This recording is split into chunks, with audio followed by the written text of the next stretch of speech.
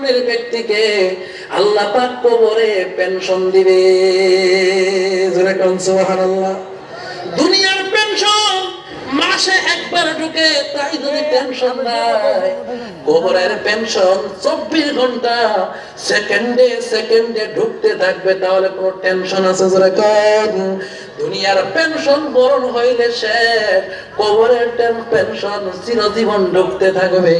আল্লাহর নবী বলে, বুখারীর হাদিস, আল্লাহর নবী বলে, ইদা মাতাল ইনসান ইনকাতা আনহু আমালুহু ইল্লা মিন সালাসা।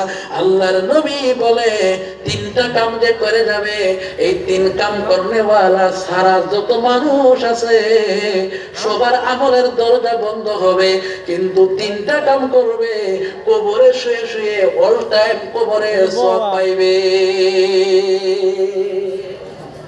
কি ভাই কষ্ট হইতেছে নাকি?